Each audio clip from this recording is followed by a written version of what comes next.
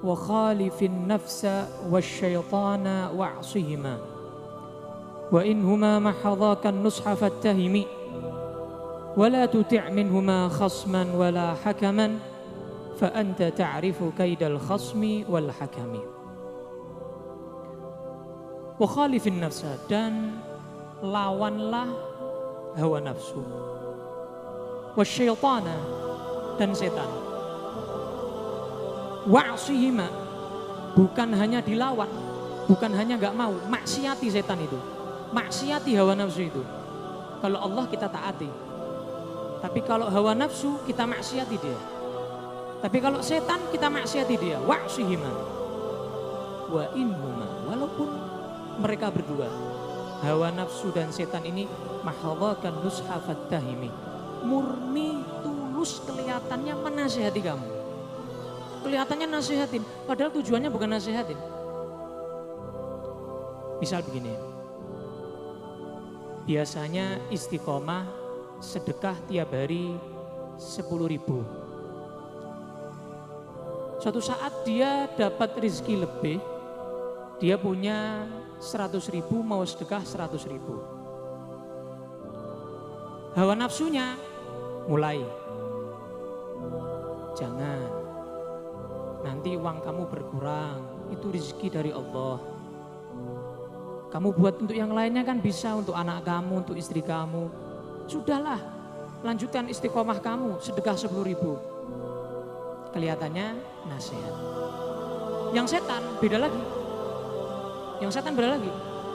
Setan bilang, kamu itu kalau sedekah 10.000 bisa ikhlas. Tapi kalau kamu sedekah 100.000, kamu nanti riak loh. Kamu nanti pengen dipuji orang lain loh. Nanti malah kamu sia-sia. Sedekah 100.000 gak ada pahalanya sama sekali. Lebih baik 10.000, tapi kamu ikhlas dapat pahala, daripada 100.000 gak dapat pahala sama sekali. Kelihatannya nasihat, nasihati kita untuk tidak riak. Tapi tujuannya apa? Jangan sedekah 100.000, 10.000 aja, pahalanya biar dikit gitu loh maksudnya. Yang hawa nafsu, gak usah sedekah sama sekali sudah, nanti kamu miskin. Gitu. Jadi saling berebut mana yang menang itu. Hati nurani atau hawa nafsu atau setan. Wah, rebutan itu, mana yang menang, mana yang kalah. Wala tuti' minhuma, dan jangan kamu taati daripada kedua-duanya, hawa nafsu ataupun setan. Khasman, jadi musuh kamu, wala hakaman, atau jadi penengah kamu. Fa anta ta'rifu kaidal khasmi wal hakami. Kamu sudah tahu musuh itu kayak apa, bentuknya, tipu dayanya, kamu sudah tahu. Penengah, hakim itu seperti apa? Enggak mungkin. Hakim itu menjerumuskan kita kepada perbuatan kesalahan.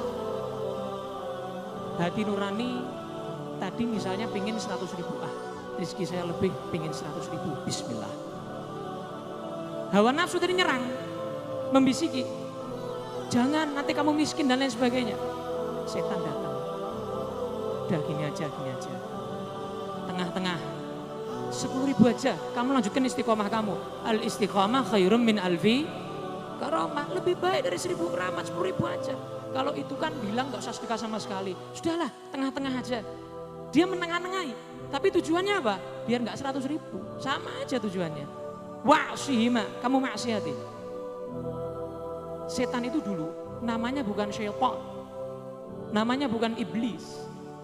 Setelah membangkang, dirubah wujudnya jadi buruk, dirubah bentuknya jadi buruk, jadi jelek, dan dinamakan iblis, dinamakan syaitan.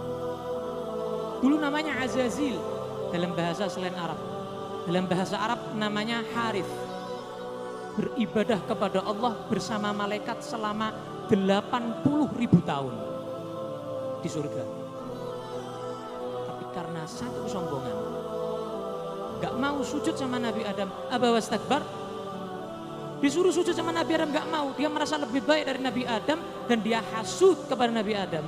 Makanya kata para ulama, dosa yang pertama kali dilaksanakan oleh seorang makhluk itu adalah sombong dan hasud. Dosa yang paling top, paling luar biasa itu, dua itu, sombong dan hasud. Kenapa? Pertama kali dilakukan oleh makhluk, sebelumnya gak ada maksiat, tapi setan itu yang buat bid'ah itu. Pertama kali melakukan maksiat tersebut. Akhirnya dilaknat oleh Allah Subhanahu wa taala sampai hari kiamat anak turunnya semuanya. Nah anak turunnya setan itu namanya syaitan. Syaitan ini nggak kelihatan. Yang kelihatan manusia itu juga namanya syaitan. Sama, makanya Allah berfirman dalam surat An-Nas, alladzi yuwaswisu fi sudurin nas minal jinnati wan nas. Enggak cuma yang enggak kelihatan. Manusia pun itu juga bisa di hadapan Allah setan dia. Kenapa? Yuwaswisu fi sudurin nas. Ngajak orang kepada keburukan. Nurut sama setan dia, taat sama setan. Nah, kemudian setelah dilaknat oleh Allah sebetulnya saat itu sudah masuk neraka. Tapi dia minta satu permintaan terakhir. Rabbi anzirni ila yaumi yub'atsun. Ya Allah, saya punya permintaan terakhir. Kami para iblis punya permintaan terakhir. Kemudian Allah Subhanahu wa taala turuti, Allah kabulkan. Allah beri mereka waktu sampai hari kiamat. Ini hikmah bagi kita. Iblis, setan yang dilaknat sama Allah, doanya jadi kabulin Allah kok. Permintaannya aja dikabulin Allah kok. Lah kok kita? Lah kok ahli maksiat? Lah kok apalagi orang yang bertakwa kepada Allah Subhanahu wa taala? Jangan putus asa. Setan aja enggak putus asa sama Allah kok. Sudah dilaknat tetap dablek minta sama Allah. Lah kita kok enggak dablek? Kita kok enggak mengemis sama Allah? Ngemis sama Allah, minta sama Allah, pasti dikabulkan. Tapi jangan nuntut. Kadang orang doa itu nuntut Allah, bukan minta sama Allah, bukan ngemis sama Allah. Doa itu perintah Allah, bukan kita tuh nuntut Allah, kudu harus pasti. Harus ditaati sama Allah, harus dikabulkan sama Allah.